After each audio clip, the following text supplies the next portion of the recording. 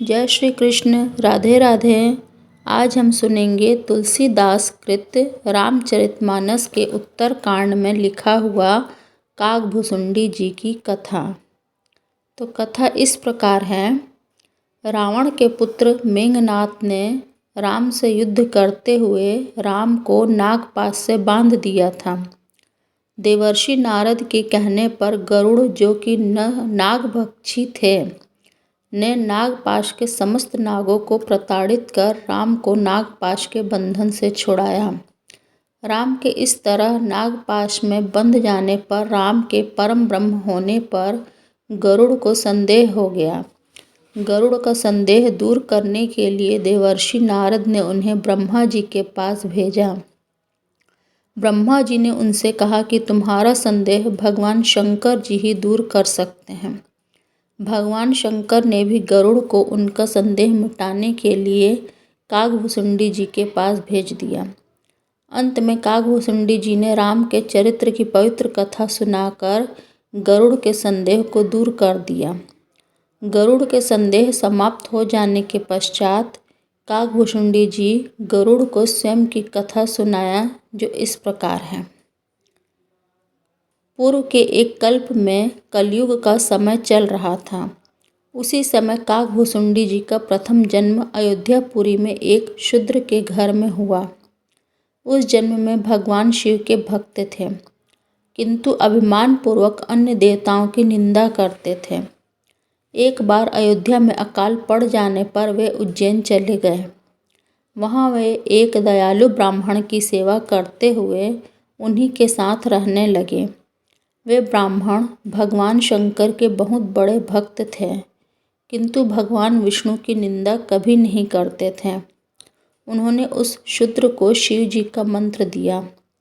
मंत्र पाकर उसका अभिमान और भी बढ़ गया। वह अन्य द्विजों से ईर्ष्या और भगवान विष्णु से द्रोह करने लगा।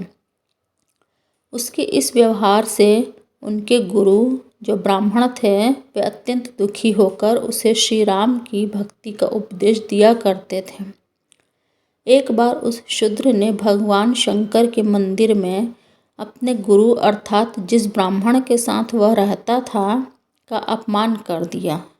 इस पर भगवान शंकर ने आकाशवाणी करके उसे शाप दे दिया कि रे पापी, तूने गुरु का निरादर किया है, इसीलिए तू सर्प की अधम योनि में चला जा, और सर्प योनि के बाद तुझे 1000 बार अनेक योनि में जन्म लेना पड़े।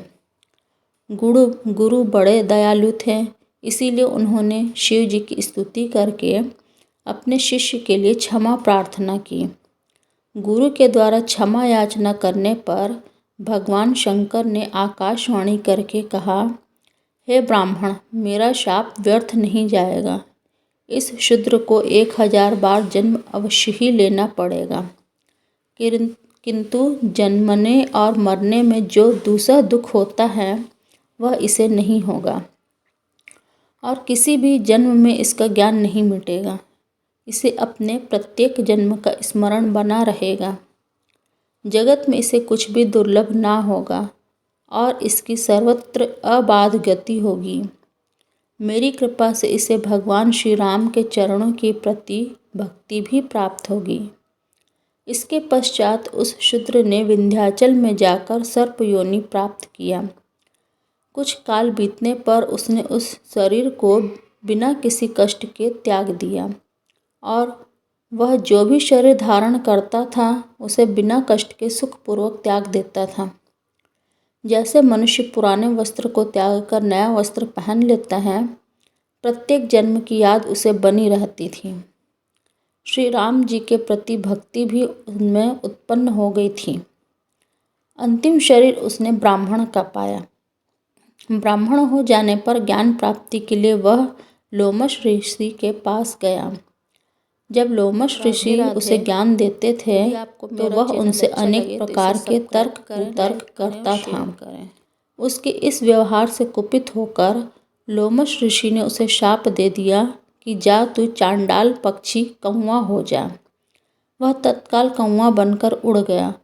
शाप देने के पश्चात लोमश ऋषि को अपने इस शाप पर पश्चाताप हुआ और उन्होंने उस कौवे को वापस बुलाकर राम मंत्र दिया तथा इच्छा मृत्यु का वरदान भी दिया। कौवे का शरीर पाने के बाद ही राम मंत्र मिलने के कारण उस शरीर से उन्हें प्रेम हो गया और वे कौवे के रूप में ही रहने लगे तथा काकभुसुंडी के नाम से विख्यात हुए। जय श्री राम।